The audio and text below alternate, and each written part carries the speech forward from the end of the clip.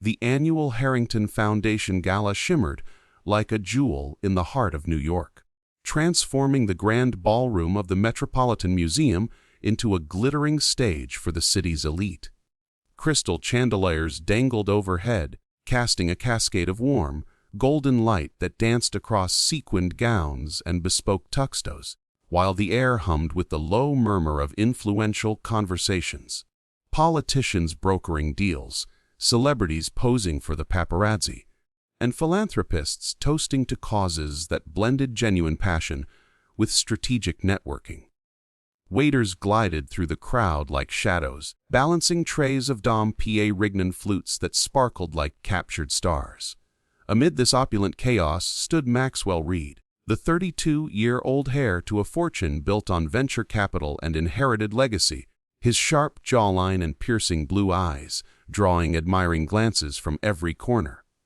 Dressed in a custom Tom Ford tuxedo that hugged his athletic frame, Maxwell exuded the effortless confidence of a man who had never known rejection, his 8-figure bank account a silent armor against the world's uncertainties.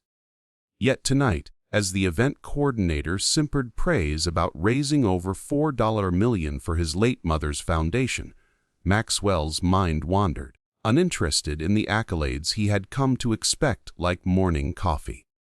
His gaze snagged on a figure across the room, a woman who cut through the sea of diamond, dripping socialites like a quiet storm.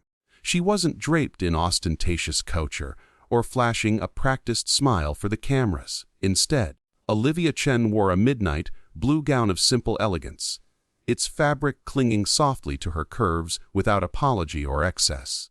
Her dark hair was swept into a low chignon, exposing the graceful line of her neck and a subtle, genuine smile as she engaged an elderly couple in what appeared to be a heartfelt discussion. There was no artifice in her posture, no performative laughter or calculated glances toward the room's power players. She simply was a beacon of unassuming poise that intrigued Maxwell more than any overt flirtation ever could. The event coordinator, catching his stare, supplied the details with a knowing lilt. Dr. Olivia Chen, the new head of pediatric oncology at Memorial Sloan Kettering, whose research his foundation had quietly funded. Maxwell straightened his bow tie, a flicker of challenge igniting in his chest. "Introduce us," he commanded, brushing off the reminder of his impending speech.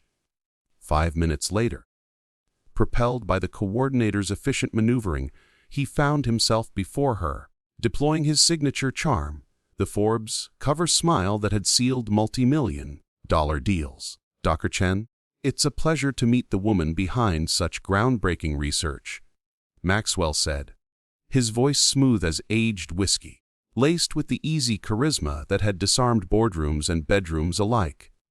Olivia turned, her amber eyes meeting his with polite curiosity but no trace of the wide-eyed awe he was accustomed to from admirers. She nodded slightly, her response measured and unyielding. "Mr. Reed, thank you for your foundation's support, though I should clarify that there are 27 brilliant scientists on my team who deserve the credit." The redirection caught him off guard. Maxwell wasn't used to sharing the spotlight, especially not with faceless collaborators. Undeterred, he pressed on, fabricating a personal review of her proposal to feign deeper interest. "Modesty is charming, but unnecessary. Your approach to targeted immunotherapy is revolutionary." It was a calculated line, meant to flatter and intrigue, but Olivia's eyes flickered with something sharper, amusement perhaps, or quiet skepticism. "Did you now? Then you must have found the section on recombinant protein synthesis particularly fascinating," she replied, her tone light but laced with a trap he hadn't anticipated. Maxwell, sensing the hook, took the bait in a bid to recover. He professed questions about her methodology, only for her to dismantle him with surgical precision. "Considering we don't use recombinant protein synthesis in our research at all."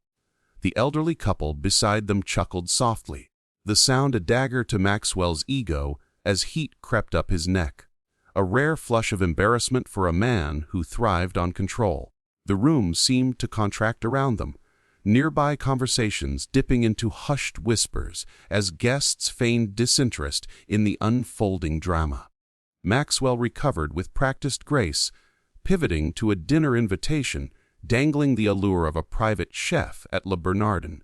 Surely even dedicated doctors take time to eat. He coaxed, stepping closer, his voice dropping to that intimate timbre reserved for conquests. But Olivia's response was a velvet, gloved rebuke. "I'm afraid I'm quite busy saving children's lives, Mr. Reed." Persistence had always been his ally, and rejection, unfamiliar territory. Emboldened by the champagne fizzing in his veins and the electric pull of her defiance, Maxwell leaned in, intent on sealing the moment with a kiss. A bold claim on the spark he imagined between them. The world narrowed to the curve of her lips, the subtle scent of her perfume, a jasmine whisper that promised surrender. What followed was a masterclass in swift retribution, captured in humiliating clarity by a guest's phone camera. Olivia, her reflexes honed by years of delicate surgeries where a millimeter could mean life or death, sidestepped with effortless precision. Maxwell, momentum unchecked, lurched forward, his champagne flute tilting precariously. The golden liquid arsed through the air in a sparkling betrayal, soaking the front of his impeccable tuxedo in a cold, sticky cascade. Gasps rippled outward like aftershocks, followed by the damning click of a photo that would haunt social media feeds for weeks. Olivia stood composed, her eyes flashing with controlled indignation as she extended a napkin from a nearby table. "I believe you've had too much to drink, Mr. Reed," she said evenly, her voice carrying just far enough for the eavesdroppers. "And for the record, I don't kiss entitled men who think funding my research entitles them to anything beyond professional courtesy." With those words, she turned on her heel, gliding away like smoke, leaving Maxwell drenched not just in champagne, but in the sting of public rebuke. The event coordinator materialized at his elbow, her panic veiled behind a prompt about his overdue speech. But as Maxwell straightened his shoulders and ascended the podium, his mind replayed the moment. Not with rage, but with a grudging fascination for the woman who had dared to deny him. 3 weeks after the humiliating splash of champagne at the Harrington Foundation Gala, Maxwell Reed found himself ensconced in the mahogany, paneled conference room of Whitmore, Phelps and Associates, the air thick with the scent of aged leather and polished wood. The tabloids had mercifully shifted their frenzy to fresher scandals, though his social media team still toiled to bury the viral clip of his public rebuff beneath curated images of boardroom triumphs and philanthropic gestures. Seated at the long oak table, Maxwell Half listened as Gordon Whitmore, the family attorney whose wire, rimmed glasses and measured cadence evoked a bygone era of corporate solemnity, drawn through the minutiae of Harrison Reed's sprawling estate. Bequests flowed like a monotonous river, $10 million to the San Diego Zoo for Sumatran rhinoceros conservation, endowments to obscure museums, and nods to distant cousins Maxwell had long forgotten. Impatience gnawed at him. He glanced at his vintage Patek Philippe, calculating the minutes until his next board meeting. "Are we nearly finished, Gordon?" he interjected, his voice a polished blade. The attorney peered over his spectacles, a faint smile betraying the gravity of what was to come. "Actually, Maxwell, we're about to address the core of your grandfather's estate, the portion that pertains most directly to you." Harrison Reed's will, a testament to a life of ruthless ambition and calculated benevolence, had always promised Maxwell the lion's share. Controlling interest in Reed Ventures, the venture capital juggernaut valued at $4.3 billion, a 70% slice of the family empire that Maxwell had doubled in 5 short years through shrewd investments and unyielding drive. Raised by his grandfather after the tragic loss of his parents, Maxwell had navigated their relationship like a high-stakes merger. Respectful, yet laced with the friction of differing visions for the firm's future. Harrison favored legacy over pure profit, philanthropy woven into every deal, while Maxwell chased exponential growth with the precision of a predator. Yet the old man had repeatedly assured him the fortune would stay in the bloodline, a sacred trust unbroken. Gordon cleared his throat, the rustle of paper amplifying the room's tension, and read the stipulation that shattered that assurance like fine crystal underfoot. To my grandson, Maxwell Harrison Reed, I leave controlling interest in Reed Ventures with the following stipulation. Maxwell must marry within 6 months of this reading and remain married for a minimum of 1 year, or the entirety of Reed Ventures will be liquidated and the proceeds distributed among the charities listed in Appendix C. The words hung in the air, absurd and ironclad, as silence descended, broken only by the faint hum of the air conditioning. Maxwell's laughter erupted sharp and disbelieving, a bark that echoed off the paneled walls like a challenge to the universe itself. This is a joke. One of grandfather's tests, right? The man loved his riddles, his gauntlets thrown to forge character from complacency. But Gordon's solemn gaze extinguished that flicker of hope. Harrison had been resolute, consulting legal eagles to bulletproof the clause against any courtroom assault. Quoting the will verbatim, the attorney revealed the old man's rationale. Maxwell needed someone to ground him before he floats away on his own self-importance. The barb struck deep, evoking memories of heated dinners where Harrison decried his grandson's emotional detachment, his parade of fleeting romances with women who saw him as a trophy rather than a partner. Maxwell surged to his feet, the leather chair screeching in protest against the hardwood floor. Absurd, archaic, probably not even legal. Gordon assured him otherwise, his tone softening with the empathy of a man who had drafted the document. Harrison's concern wasn't malice, but a desperate bid to instill the value of connection in a man who equated vulnerability with weakness. Much like the partnership Harrison had cherished with Maxwell's grandmother, a union that had tempered his own ambitions with profound humanity. Pacing the room's perimeter like a caged panther, Maxwell's mind raced through contingencies, contest the will, appeal to the trustees, unearth some loophole in the fine print. But Gordon's revelation halted him mid-stride. The amendment had been scrawled mere days after the gala, inspired by a tabloid tale of Maxwell's champagne-soaked humiliation at the hands of one Dr. Olivia Chen. Sliding a grainy printout across the table, the attorney illuminated Harrison's whimsical decree. Olivia, the poised oncologist who had evaded his advances with surgical grace, was the preferred candidate for this matrimonial gambit, though alternatives were permitted if the match proved untenable. Maxwell collapsed into his chair, the oxygen leaching from the room as disbelief morphed into incredulity.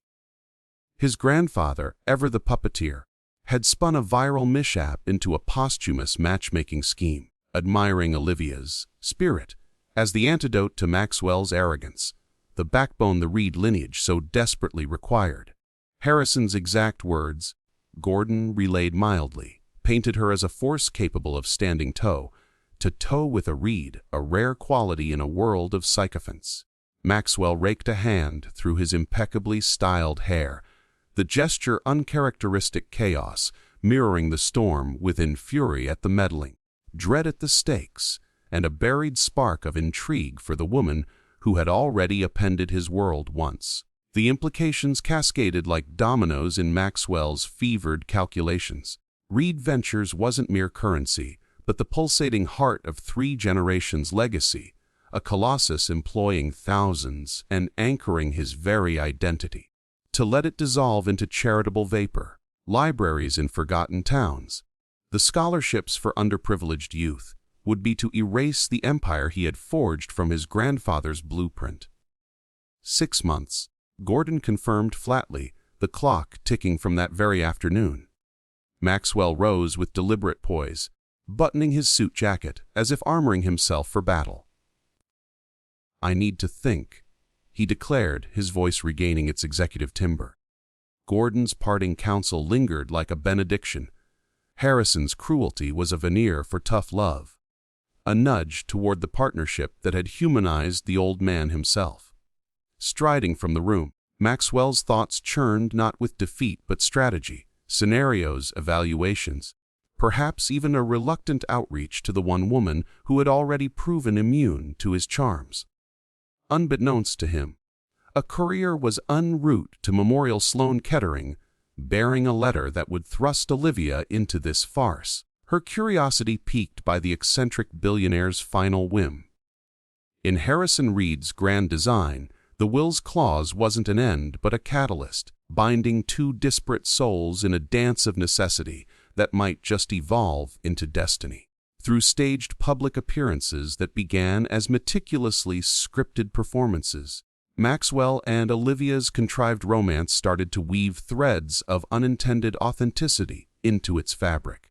What was meant to be a series of calculated gestures, hand holding at high society galas, shared glances during Vanity Fair interviews, and whispered asides at charity auctions, gradually blurred the lines between pretense and presence. Olivia, ever the analyst, had outlined every interaction in their ironclad contract, no more than 12 events per year, with 7 days' notice and explicit consent for any physical affection, beyond a chaste peck. Yet, as Maxwell's hand lingered a fraction longer on hers during a moonlit walk in Central Park, or when he surprised her with a case of her favorite Burgundy wine as an engagement gift, the rigidity of their agreement began to soften. These moments, born of necessity, revealed glimpses of compatibility, her dry wit disarming his boardroom bravado, his unexpected knowledge of oncology protocols sparking late-night debates that stretched into dawn. The public devoured their whirlwind romance narrative, but privately.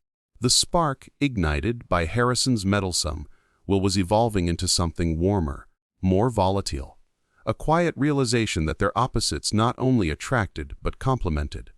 Family events, thrust upon them by the inexorable pull of Reed traditions, served as crucibles that forged vulnerability from the alloy of their arrangement.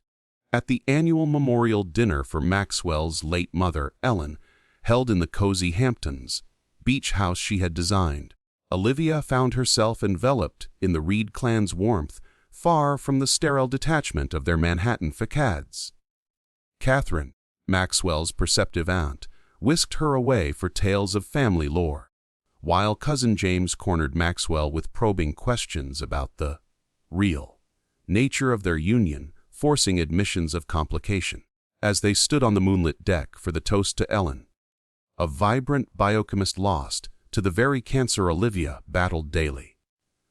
Olivia's hand slipped into Maxwell's unprompted, a gesture of solace that transcended their script.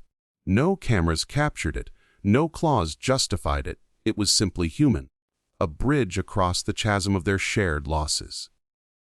Maxwell, who had armored himself against sentiment since childhood, felt the walls of his isolation crack under her quiet strength, her amber eyes reflecting not pity but partnership.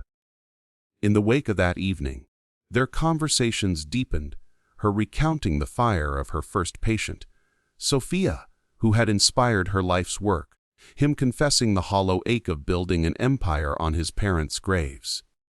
These revelations, unintended dividends of Harrison's clause, transformed obligatory gatherings into sanctuaries where pretense peeled away, layer by layer. Unexpected vulnerabilities emerged like fault lines in their polished exteriors.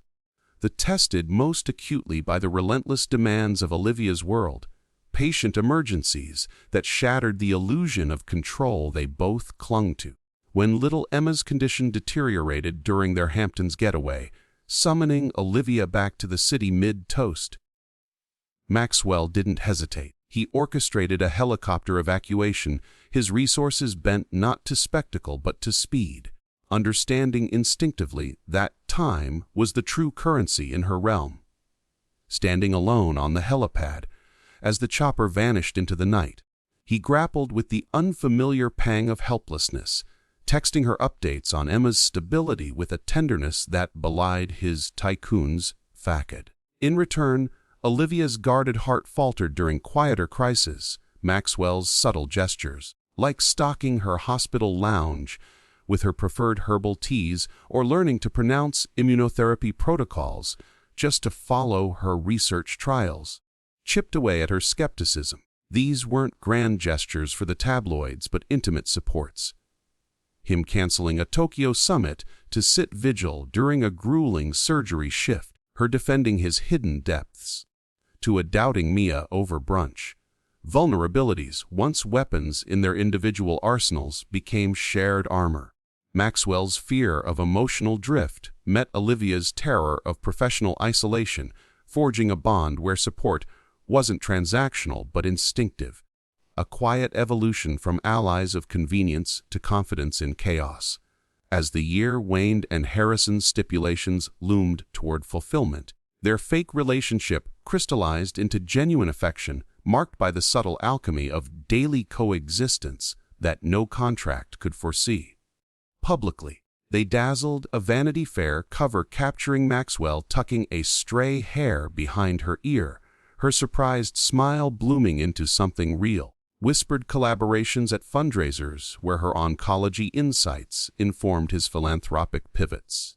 Privately, the shift was seismic. Late-night confessions over takeout Thai, her favorite about childhood dreams deferred, or Maxwell's unscripted decision to wear his mother's sapphire ring during their vows, a heirloom heavy with legacy that Olivia accepted not as prop but promise.